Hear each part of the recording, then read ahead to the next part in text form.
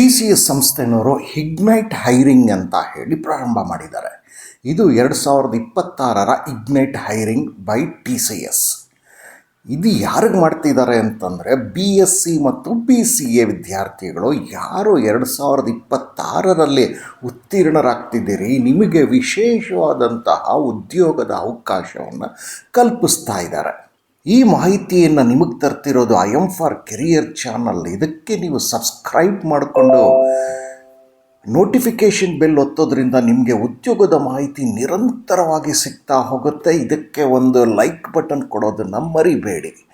ಇದರ slogan my path my future, ಎಲ್ಲರೊಂದಿಗೆ ಹಂಚಿಕೊಳ್ಳಿ. ಎಜುಕೇಷನ್ ಅಂತ ಬಂದಾಗ BCA ಮತ್ತು BSc ವಿದ್ಯಾರ್ಥಿಗಳು ಅಂತ. ಆದರೆ BScನಲ್ಲಿ ಯಾರು ಅಂತಂದರೆ IT, CS, computer science, mathematics, data science, statistics, physics, chemistry, electronics, cyber security, biochemistry ಅಂತ ಅವರು ಹೇಳ್ತಾ ಇದ್ದಾರೆ. ಜೊತೆಗೆ BVOC ಏನಾದರೂ ಕಂಪ್ಯೂಟರ್ ಸೈನ್ಸು ಮತ್ತು ITನಲ್ಲಿ ಮಾಡಿದರೆ ನೀವು ಕೂಡ ಎಲಿಜಿಬಲ್ ಇದಕ್ಕೆ ಅನ್ನೋದನ್ನು ಅವರು ತಿಳಿಸ್ತಿದ್ದಾರೆ. ರಿಜಿಸ್ಟ್ರೇಷನ್ ಯಾವತ್ತು ಮಾಡ್ಕೊಳ್ಬೇಕು ಅಂತಂದರೆ, ಈಗ ಆಲ್ರೆಡಿ ರಿಜಿಸ್ಟ್ರೇಷನ್ ಸ್ಟಾರ್ಟ್ ಆಗೋಗಿದೆ. ಇದು ಎಂಡ್ 22 ಜುಲೈಗೆ ಆಗುತ್ತೆ. ಬಟ್ ನೀವು ಕೂಡಲೇ ಮಾಡ್ಕೊಳ್ಬೇಕಾಗತ್ತೆ ರಿಜಿಸ್ಟ್ರೇಷನ್ನು. ಯಾತಕ್ಕೆ ಅಂತ ಇನ್ನು 2 ನಿಮಿಷದಲ್ಲಿ ನಾನು ಎಲ್ಲ ವಿವರವನ್ನು ಕೊಡ್ತೇನೆ. ಜುಲೈನಲ್ಲಿ ಲಾಸ್ಟ್ ಡೇಟ್ ಆದಮೇಲೆ ಆಗಸ್ಟಲ್ಲಿ ಅದರ ನೆಕ್ಸ್ಟ್ ಮಂತನೇ ನಿಮಗೆ 26ನೇ ತಾರೀಕು ಆಗಸ್ಟ್ ಆನ್ಲೈನ್ನಲ್ಲಿ ಟೆಸ್ಟ್ ಇರುತ್ತೆ. ಅದಕ್ಕೆ ನೀವು ರೆಡಿ ಆಗಲೇಬೇಕಾಗತ್ತೆ. ಆದರೆ ಪ್ರಶ್ನೆ ಬರುತ್ತೆ, TCS ಇಗ್ನೈಟ್ ಹೈರಿಂಗ್ಗೆ ನಾನು ಯಾಕೆ ಟೆಸ್ಟ್ ತಗೊಳ್ಬೇಕು, ಆ ಉದ್ಯೋಗ ನನಗೆ ಯಾಕೆ ಬೇಕು ಅಂದರೆ ಅಲ್ಲಿ ಕೆಲವೊಂದು ಬೆನಿಫಿಟ್ಸ್ಗಳಿದೆ. ಬನ್ನಿ ಕೆಲವೊಂದು ಬೆನಿಫಿಟ್ಸ್ಗಳನ್ನ ನೋಡ್ತಾ ಹೋಗೋಣ. ಮೊದಲನೇ ಬೆನಿಫಿಟ್ಟು ಕಾಂಪನ್ಸೇಷನ್ ಅಂತ ಹೇಳಿ, ಅಂದರೆ ಸಂಬಳ ಅಂತ. ಸಂಬಳ ಅವ್ರ ಪ್ರಕಾರ ಏನು ಅಂತಂದರೆ, ನೀವು ಏನು ಕೆಲಸಕ್ಕೆ ಸೇರ್ತೀರಿ 1-2 ವರ್ಷದಲ್ಲೇ ನಿಮ್ಮ ಸಂಬಳ 2.5 ಪಟ್ಟು ಇನ್ಕ್ರೀಸ್ ಆಗುತ್ತೆ ಅನ್ನೋದನ್ನು ಅವರು ಹೇಳ್ತಾ ಇದ್ದಾರೆ. ಎರಡನೇದು ಏನು ಅಂತಂದರೆ ಬೆನಿಫಿಟ್ಟು, ನಿಮಗೆ ಅಲ್ಲಿ ಉತ್ತಮವಾದಂತಹ ನಾಲೆಡ್ಜ್ ಸಿಗುತ್ತೆ. ಅಕಾಡೆಮಿಕ್ ನಾಲೆಡ್ಜು ಸಿಗುತ್ತೆ, ಇಂಡಸ್ಟ್ರಿ ರಿಲೆವೆಂಟ್ IT ಸ್ಕಿಲ್ಸ್ ಬಗ್ಗೆನೂ ಸಾಕಷ್ಟು ನಾಲೆಡ್ಜ್ ಸಿಗುತ್ತೆ. ಹಾಗಾಗಿ ನೀವು ಉದ್ಯೋಗಕ್ಕೆ ಸೇರೋದು ಬಹಳ ಮುಖ್ಯ ಅನ್ನೋದನ್ನು ಅವ್ರು ಹೇಳ್ತಿದ್ದಾರೆ. ಮೂರನೇದಾಗಿ ಕಟಿಂಗ್ ಎಡ್ಜ್ ಟೆಕ್ನಾಲಜಿ ಅಂತ ನಿಮ್ಮೆಲ್ಲರಿಗೂ ಗೊತ್ತಿದೆ.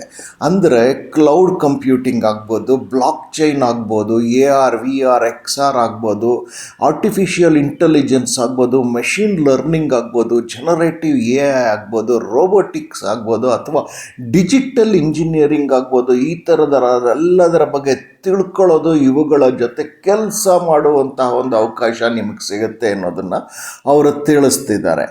ಇನ್ನು 4ನೇದು ಆಗೋ ಕಡೆ ಬೆನಿಫಿಟ್ ಅಂತಂದರೆ, ಹಲವು ಬೆನಿಫಿಟ್ಗಳಲ್ಲಿ ಮುಖ್ಯವಾದ ಬೆನಿಫಿಟ್ಗಳಿವು. ಹೈಯರ್ ಎಜುಕೇಷನ್, ನಿಮಗೆ ಪೋಸ್ಟ್ ಗ್ರ್ಯಾಜುಯೇಷನ್ನು ಟಾಪ್ ಇಂಡಿಯನ್ ಯೂನಿವರ್ಸಿಟೀಸ್ಗಳಲ್ಲಿ ಮಾಡೋದಕ್ಕೆ ಕೂಡ ಅವಕಾಶಗಳನ್ನು ಕಲ್ಪಿಸ್ಕೊಡ್ತೀವಿ ಅಂತ ಅವರು ಹೇಳ್ತಿದ್ದಾರೆ.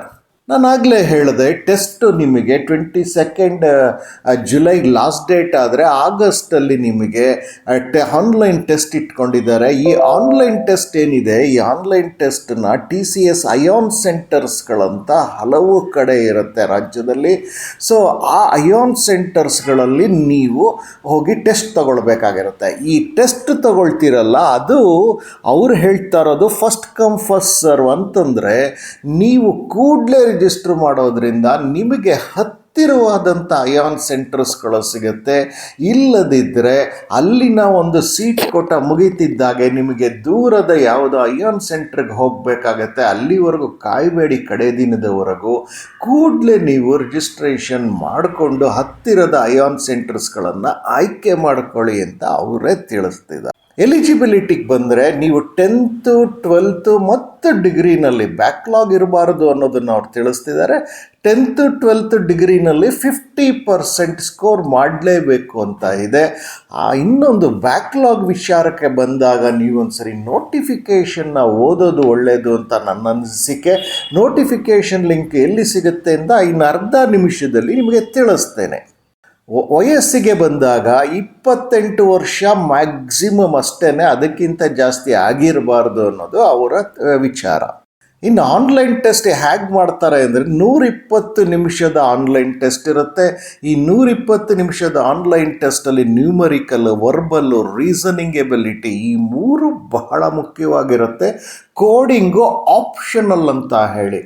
ರಿಜಿಸ್ಟ್ರೇಷನ್ ಪ್ರೋಸೆಸ್ ಯಾವ ಥರ ಮಾಡ್ಕೊಳ್ಬೇಕಾಗತ್ತೆ, ನಿಮಗಿಚ್ಛೆ ಇದ್ದು ನೀವು ಇಂತಹ ಉತ್ತಮವಾದಂಥ ಉದ್ಯೋಗಕ್ಕೆ ಒಂದು ಸರಿ ಇಂಟರ್ವ್ಯೂಗೆ ಹೋಗಿ ಬರ್ತೀನಿ ಅನ್ನೋದೇ ಆದರೆ ರಿಜಿಸ್ಟ್ರ್ ಮಾಡ್ಕೊಳ್ಬೇಕಾಗತ್ತೆ. ನಾನೀಗ ಆಲ್ರೆಡಿ ಹೇಳಿದೆ, ಇನ್ನು ಅರ್ಧ ನಿಮಿಷದಲ್ಲಿ ನಿಮಗೆ ಲಿಂಕ್ ಎಲ್ಲಿದೆ ಅಂತ ತಿಳಿಸ್ತೀನಿ.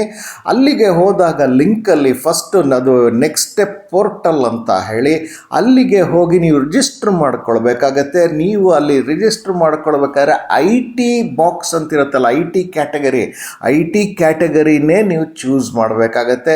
ಅಲ್ಲಿ ನೀವು ಎಲ್ಲ ಅವರು ಕೇಳಿರುವಂತಹ ಡೀಟೇಲ್ಸ್ಗಳನ್ನೆಲ್ಲ ನೀವು ಫಿಲಪ್ ಮಾಡಿದ ನಂತರ ಅಲ್ಲಿ ನಿಮಗೆ ರೆಫರೆನ್ಸ್ ID ಅಂತ ಹೇಳಿ ನಿಮಗೆ ಜನ್ರೇಟ್ ಆಗುತ್ತೆ. ಅಲ್ಲಿ ರೆಫರೆನ್ಸ್ ID ಜನ್ರೇಟ್ ಆದಮೇಲೆ ಅದನ್ನು ನೀವು ನೋಟ್ ಡೌನ್ ಮಾಡ್ಕೊಳ್ಳಿ. ಹಾಗೂ ಕ್ಲಿಕ್ ಅಪ್ಲೈ ಫಾರ್ ಡ್ರೈವ್ ಅಂತ ಅಲ್ಲಿ ಬರುತ್ತೆ ಬಟನ್ನು, ಅದನ್ನು ನೀವು ಅಪ್ಲೈ ಮಾಡಿಬಿಡಿ.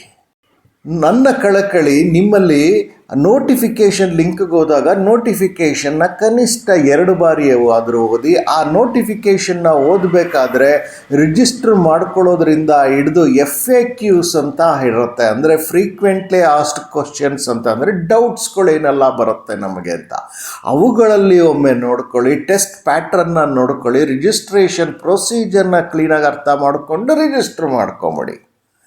ನಿಮಗೀಗ ವೆಬ್ ಲಿಂಕು, ರಿಜಿಸ್ಟ್ರೇಷನ್ ಲಿಂಕ್ ಎಲ್ಲ ಬೇಕಾಗತ್ತೆ ಅಲ್ವಾ? ನಾನು ಎಲ್ಲವನ್ನು ಈ ವಿಡಿಯೋದ ಡಿಸ್ಕ್ರಿಪ್ಷನ್ ಬಾಕ್ಸಲ್ಲಿ ಕೊಟ್ಟಿದ್ದೇನೆ. ಅಂದರೆ ವಿಡಿಯೋನ ನೀವು ಲಿಂಕ್ ಮುಖೇನ ನೋಡಿದಾಗ ಮಾತ್ರ ವಿಡಿಯೋ ಕೆಳಗಡೆ ನಿಮಗೆ ಡಿಸ್ಕ್ರಿಪ್ಷನ್ ಬಾಕ್ಸ್ ಕಾಣಿಸುತ್ತೆ. ಅಲ್ಲಿ ನಿಮಗೆ ಎಲ್ಲ ಲಿಂಕ್ಗಳನ್ನು ಕೊಟ್ಟಿದ್ದೇನೆ. ನೋಟಿಫಿಕೇಷನ್ ಲಿಂಕಲ್ಲಿ 1-2 ಸಾರಿ ಓದಿದ ನಂತರ ನಿಮಗೆ ಅರ್ಹರಿದ್ದರು ನೀವು ಈ ಥರದೊಂದು ಇಂಟರ್ವ್ಯೂಗೆ ಹೋಗ್ತೀನಿ ಅನ್ನೋದಾದರೆ ಕೂಡಲೇ ನೀವು ರಿಜಿಸ್ಟರ್ ಮಾಡಿಕೊಂಡು ಹತ್ತಿರದ TCS ION ಸೆಂಟರ್ಸ್ಗಳನ್ನು ಆಯ್ಕೆ ಮಾಡ್ಕೊಳ್ಳಿ. ಈ ಮಾಹಿತಿಯನ್ನು ನಿಮಗೆ ತಂದದ್ದು IM ಫಾರ್ ಕೆರಿಯರ್ ಚಾನಲ್. ಇದಕ್ಕೆ ಸಬ್ಸ್ಕ್ರೈಬ್ ಮಾಡ್ಕೊಳ್ಳಿ, ಹಾಗೂ ಒಂದು ಲೈಕ್ ಬಟನ್ ಕೊಟ್ಟು ಶೇರ್ ಮಾಡ್ಕೊಳ್ಳಿ, ಎಲ್ಲರೊಂದಿಗೆ ಹಂಚಿಕೊಳ್ಳಿ. ನೀವು ನೋಟಿಫಿಕೇಷನ್ ಬೆಲ್ ಒತ್ತೋದ್ರಿಂದ ನಿಮಗೆ ನಿರಂತರವಾಗಿ ಉದ್ಯೋಗದ ಮಾಹಿತಿ ಸಿಗ್ತಲೇ ಹೋಗುತ್ತೆ. ಈ ಚಾನಲ್ನ slogan my path my future.